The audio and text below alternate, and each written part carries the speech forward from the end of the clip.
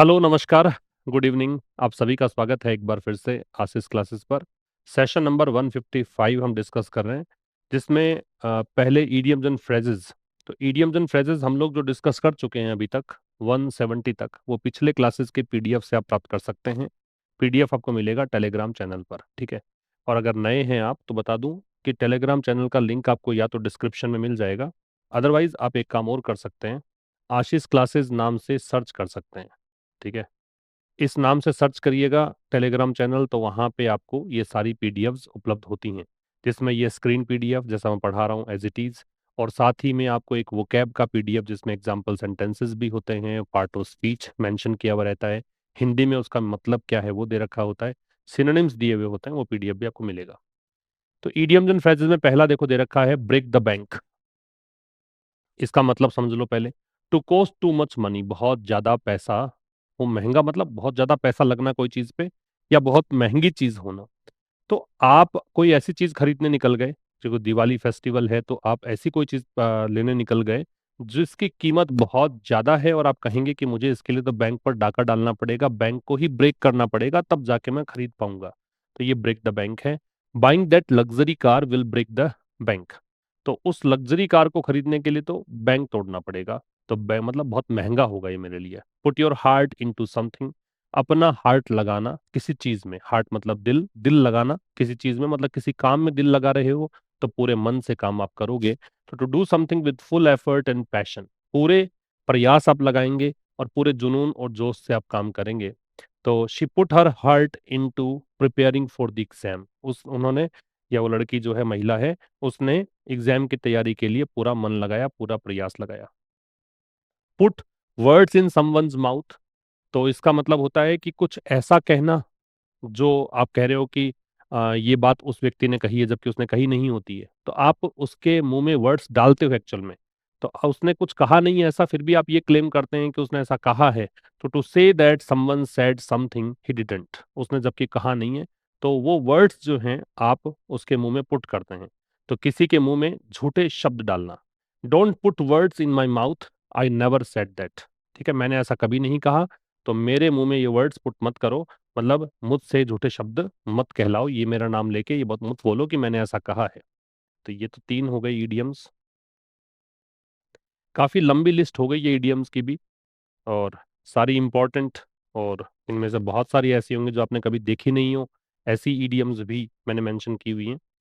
174 है put something on the back burner. जैसे आजकल तो एक गैस स्टोव जो आता है, उस पे बर्नर की संख्या आजकल 4 भी होती हैं, 6 भी होती हैं, है ना। तो अगर आपने बैक बर्नर पर कुछ रख दिया, तो इसका मतलब आप काम तो इन पर कर रहे हो, जबकि ये काम बाद में आप करोगे, है ना। इसने आपने इस काम को टाल दिया है कि बाद में देख लेंगे इसको। पहले इस बर्नर पर, गैस वाले बर्नर पर आपने कुछ, जो भी आप पका रहे हो, वो आप यूज कर रहे हो, ठीक है। तो टू पोस्टपोन और डिले फॉर लाइटर, पोस्टपोन करना या डिले करना बाद के लिए, तो ये आपने काम बाद के लिए छोड़ दिया। We have put the expansion plan on the back burner for now, तो हमने जो एक्सपेंशन प्लान है, विस्तार योजना है, उसको पोस्टपोन कर दिया है। रन फॉर योर लाइफ, अपने जीवन के लिए दौड़ना। या आपकी जिंदगी दांव पे लगी है, जिंदगी खतरे में है, उसके लिए आप दौड़ रहे हैं, तो आप अपने आप को बचाने के लिए दौड़ रहे हैं, जान बचाकर भागना है। When the building cot fire, जब बिल्डिंग में आग लगी, people rain for their lives, तो लोग अपने जिंदगी बचाने के लिए खतरे से भाग रहे थे, वो, है ना, जान बचाकर भाग रहे थे, ये मतलब है। फ्रेजल वर्ब्स हमने अभी तक 110, 110 डिस्कस कर ली हैं। तो 111 नंबर है पुल अप। पुल का मतलब खींचना होता है, अप का मतलब ऊपर होता है। तो या तो देखो, जैसे टीचर्स ऐसे खींचते थे, ऐसे, है ना, अपने बाल ऐसे। देखा बचपन में आपने सहा भी होगा, और आजकल तो खैर टीचर्स ऐसा कुछ कर नहीं सकते बेचारे, टीचर्स रहे ही नहीं, उनसे हथियार छीन लिए गए। लेकिन आपने पहले के टाइम पे देखा होगा टीचर्स ऐसे ऐसा करते, डांटते थे, है ना। कोई गलत सवाल कर दिया या होमवर्क नहीं करके लाए, तो ये एक उनका पनिशमेंट देने का तरीका होता था। तो डांटना कह सकते हो। या पुल अप, जैसे आपने चेन खींच ली, ट्रेन की चेन खींच ली, पुल कर ली आपने, है ना, उसको चेन को पुल करके ऐसे आप, पुल अप मतलब खींचा है उसको, तो आपने उस ट्रेन को एक्चुअल में रोका है।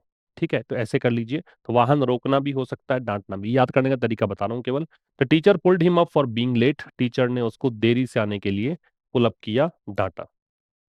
पुल डाउन, जैसे बुलडोजर से बिल्डिंग्स को पुल डाउन कर रहे हैं आप। पुल मतलब खींचना, डाउन मतलब नीचे। आप बिल्डिंग्स को पुल करके डाउन लेके आ रहे हैं, तो एक्चुअल में क्या है, आपने उस बिल्डिंग को ढा दिया है, डिस्ट्रॉय कर दिया है। They plan to pull down the old theatre next month, उनकी योजना है कि वो ओल्ड थिएटर जो है उसको अगले महीने पुल डाउन कर देंगे, डिमोलिश कर देंगे। पुल ऑफ, पुल का मतलब खींचना, ऑफ का मतलब है सेपरेशन। आपका कोई काम है, मान लीजिए आपको कोई काम दिया है कि कुछ आपको ऐसे खींच के लेके आना है, आप उस खींच के लेके आए, अपने एफर्ट्स अपने पुट किए, और फिर आपने उस काम को पूरा करने के बाद अपने आप को सेपरेट कर लिया उससे, मतलब आप सफलतापूर्वक उस डिफिकल्ट काम को कर चुके हैं। ठीक है, तो she pulled off a major victory in the finals, तो उसने बड़ी जीत प्राप्त करी फाइनल्स में।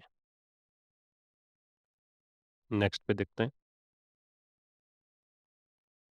नेक्स्ट है मूव आउट। बहुत आसान है। मूव का मतलब जाना है ना, मूवमेंट करना। आउट मतलब बाहर, घर से बाहर निकल जाना।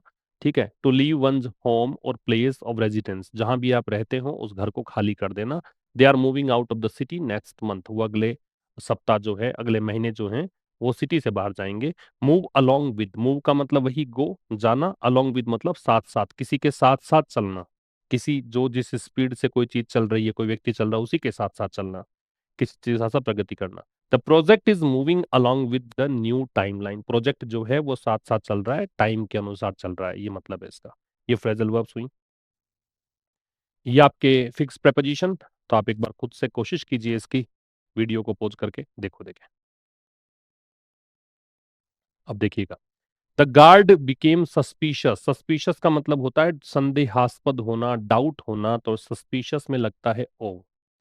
तो the guard became suspicious, guard जो है वो सस्पिशियस हो गया, वो संदेह से भर गया। किस बारे में? स्ट्रेंजर के बिहेवियर, मतलब जो अजनबी आदमी था उसके बिहेवियर को लेकर उसको शक था। सस्पिशियस में ओव लगेगा। इसको अव या ओ बोलते हैं, बताया मैंने काफी बार। अव भी प्रोनाउंसिएशन है, ओ भी है, ऑफ नहीं होता। ऑफ ये वाला होता है, इसको आप पढ़ते हैं ऑफ। ठीक है, ये थोड़ा ध्यान रखना।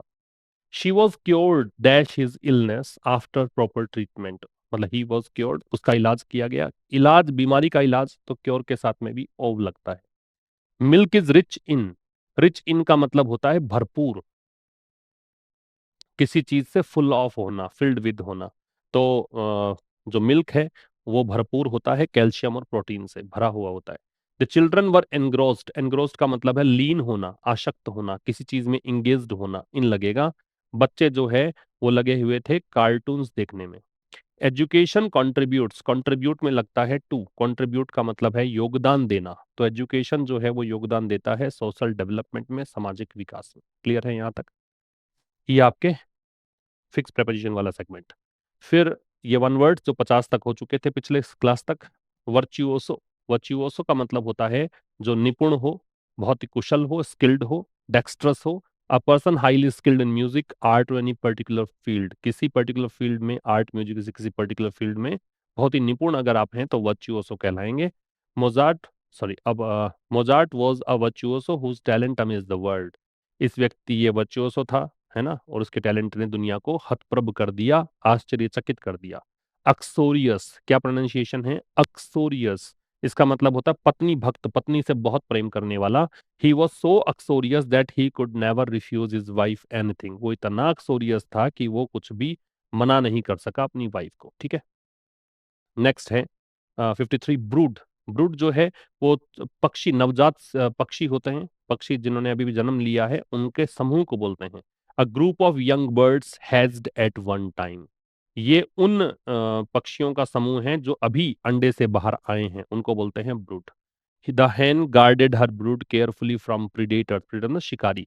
तो हैन ने, मुर्गी ने सुरक्षा करी अपने ब्रूड की, मतलब बच्चों के झुंड की। किससे? शिकारी से, शिकारियों से।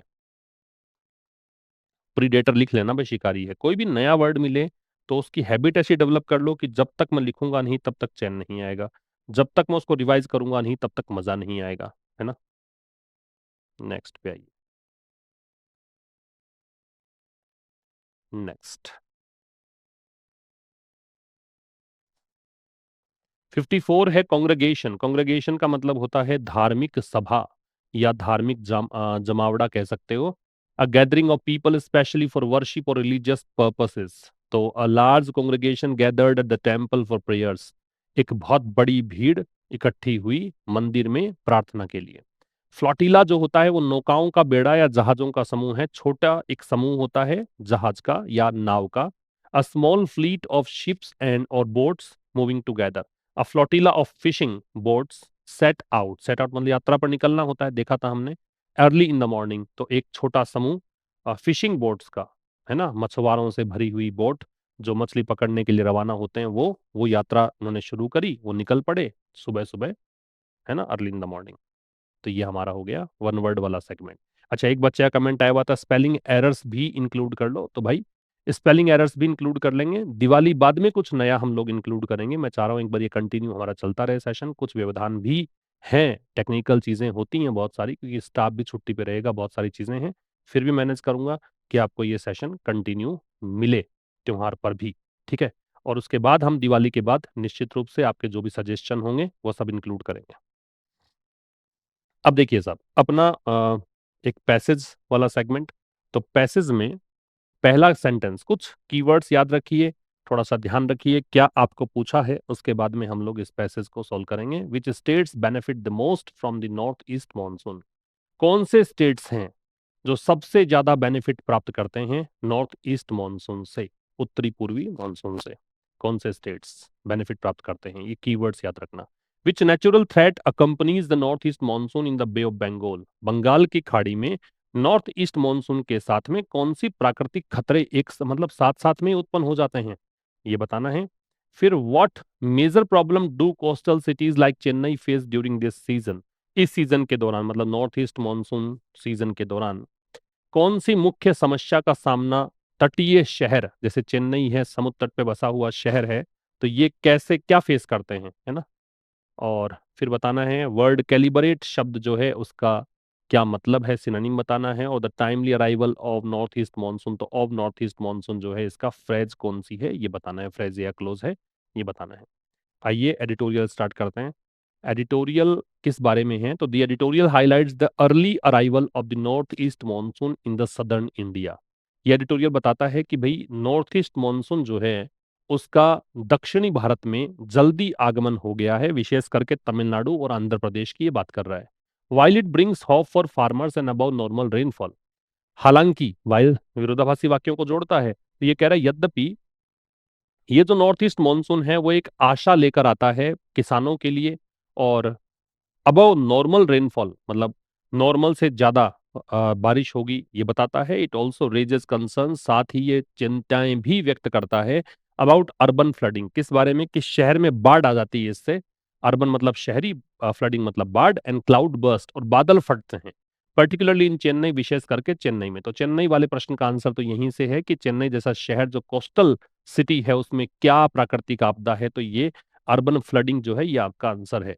तो Tamil Nadu government is setting up a real time flood forecasting system. Tamil Nadu सरकार एक रियल टाइम बाढ़ के पूर्वानुमान वाला तंत्र स्थापित कर रही है टू मैनेज सच रिस्क की, ताकि ऐसे खतरों से निपटा जा सके। इस बारे में हम चर्चा करेंगे। आसान सा एडिटोरियल है। टाइटल है none too soon. None too soon का मतलब है समय पर ही है, ठीक है, देरी नहीं हुई है, इतना भी जल्दी नहीं है यूं समझ लो, लेकिन थोड़ा सा समय से पहले है।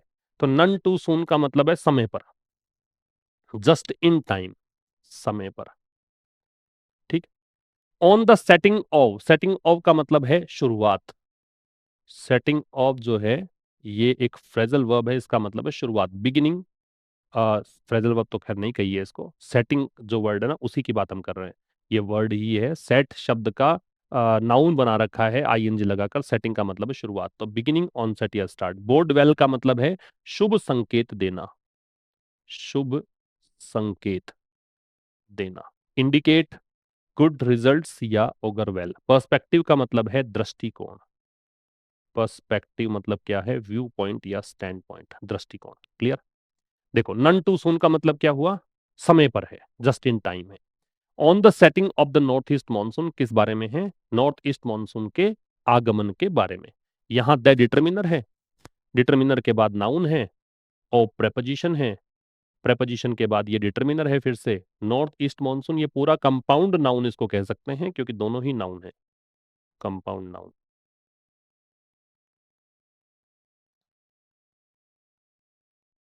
ठीक, अब देखिए क्या कह रहा है, द टाइमली अराइवल, जो समय पर आगमन है किसका, नॉर्थ ईस्ट मॉनसून का, बोर्ड्स वेल, ये समय पर जो आगमन है ये सब्जेक्ट हो गया, ये बोर्ड वेल मतलब शुभ संकेत देता है, ये बोर्ड यहाँ पे क्रिया है, वेल यहाँ पे एडवर्ब है, ये शुभ संकेत देता है, क्रिया की विशेषता बताई वो एडवर्ब, किसके लिए, किसानों के लिए, फॉर प्रपोजिशन है, फार्मर्स यहाँ पे noun. The timely arrival of the north east monsoon, जो नॉर्थ ईस्ट मॉनसून का समय पर अराइवल हुआ है, अराइवल नाउन है यहाँ पे, अराइवल से पहले ये एडजेक्टिव है, ये डिटर्मिनर है। अच्छा, एलवाई एंडिंग वर्ड्स को जनरली बच्चों की एक हैबिट होती है कि उन्हें कुछ सिखा दिया जाता है या कहीं वो पढ़ लेते हैं तो उसको नियम मान लेते हैं, कहीं पढ़ लिया हो कि एलवाई एंडिंग वर्ड्स जो हैं वो एडवर्ब्स होते हैं, तो यहाँ देख लें कि एडवर्ब नहीं है एलवाई एंडिंग होने पर भी।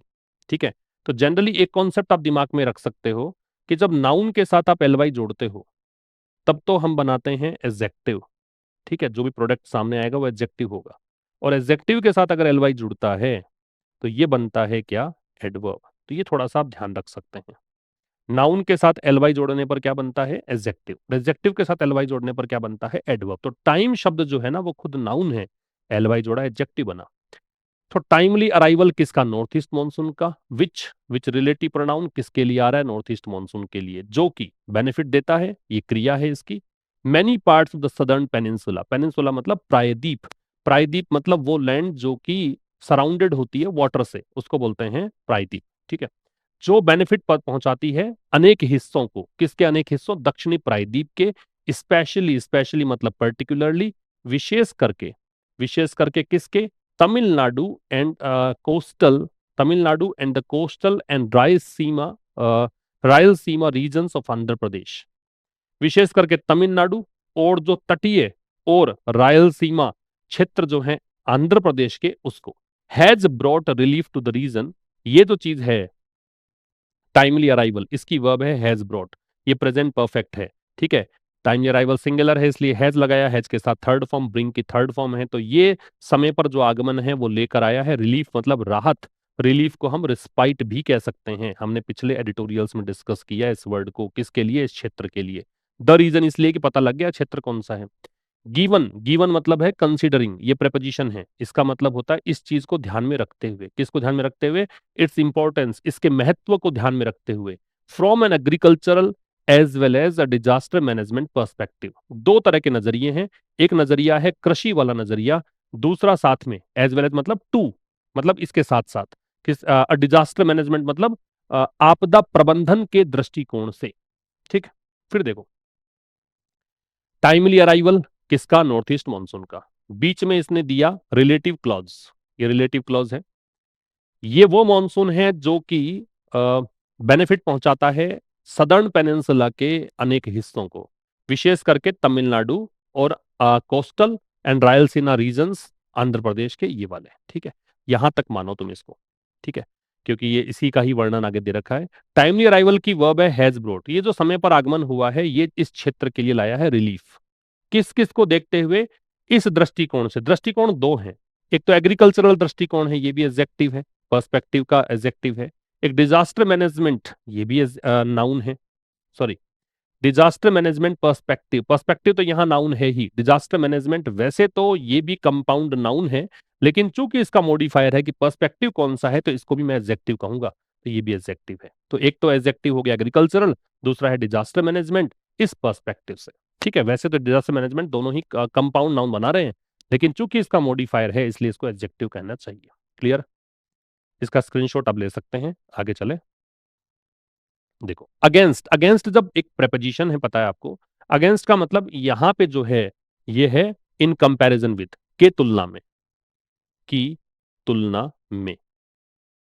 ठीक है, इन कंपैरिजन विद या कॉन्ट्ररी टू, तो अगेंस्ट इट्स नॉर्मल अराइवल, तो एक जो इसका सामान्य आगमन डेट होती है 20 अक्टूबर के आसपास, प्लस और माइनस 7 डेज, मतलब 20 में 7 जोड़ दो, 27 तारीख या 13 तारीख, ये जो एक आगमन डेट है इसके तुलना में द मॉनसून, जो ये नॉर्थ ईस्ट मॉनसून है उसकी बात कर रहे हैं, तो मॉनसून जो है सेट इन मतलब इसका आगमन हुआ, ये आ गया ऑन अक्टूबर। सेट इन का मतलब भी यही है कि ये आगमन हुआ है, इसका अराइवल हुआ है। कब आया? अक्टूबर 16 को। पर्टिकुलर किसी डे या डेट की आप बात करेंगे तो ऑन का प्रयोग करना होता है। क्लियर है क्या? क्या कह रहा है? अपने नॉर्मल अराइवल डेट, इसकी नॉर्मल अराइवल डेट क्या है? 20 अक्टूबर है, +- 7 डेज आप कर सकते हैं।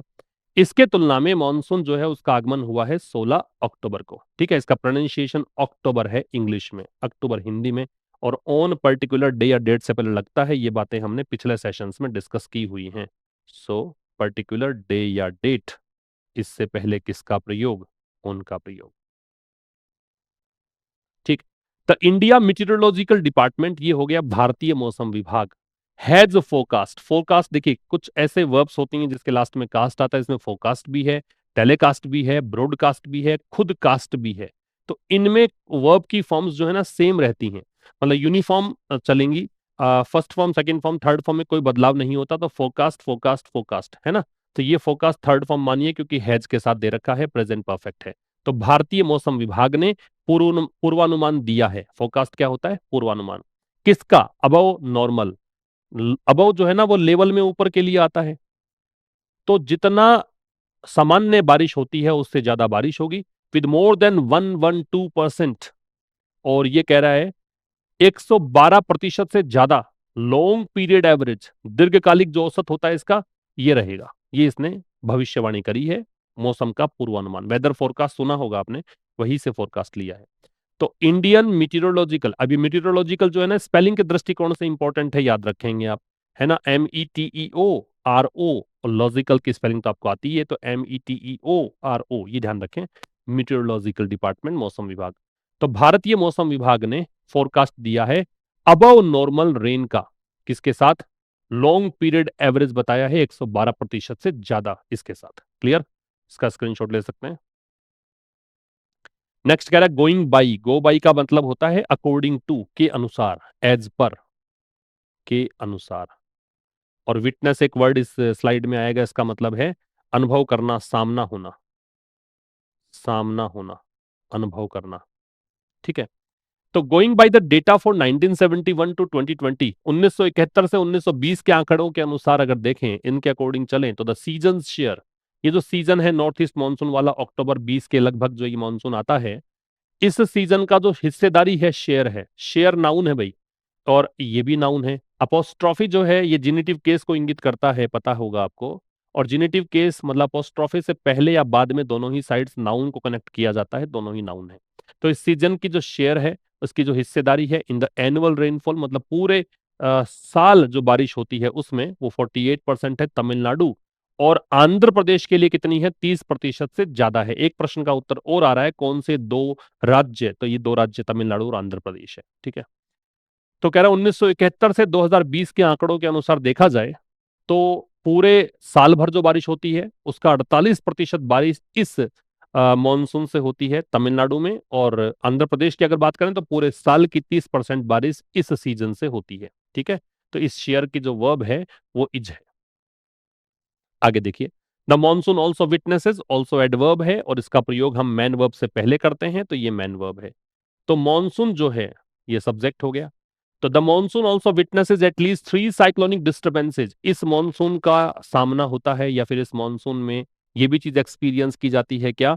3 चक्रवाती विक्षोभ आते हैं। डिस्टर्बेंस का मतलब विक्षोभ। ठीक है। Over the Bay of Bengal, कहां? बंगाल की खाड़ी के ऊपर। ठीक है। बे ऑफ बंगाल, खाड़ी के नाम से पहले द लगाते हैं। लेकिन ये मैंने बताया है पहले भी शायद आपको, कि अगर इस बे ऑफ बंगाल की जगह ऐसे होता बंगाल गल्फ, ऐसे मान लो, तो नाम पहले होता तो हम आर्टिकल लगाते ही नहीं। तो काफी ऐसे खाड़ियों के नाम भी है जहां पे पहले नाम होता है, उससे द मत लगाना। जैसे पाक बे हमने पढ़ा था, तो पाक बे में ये नाम दे रखा है इसलिए आर्टिकल नहीं लगेगा, लेकिन पहले अगर बे या गल्फ पहले है तो फिर हम द लगाएंगे। ठीक है। तो मॉनसून का सामना कम से कम 3 साइक्लोनिक डिस्टरबेंसेस से होता है बंगाल की खाड़ी के ऊपर। क्लियर?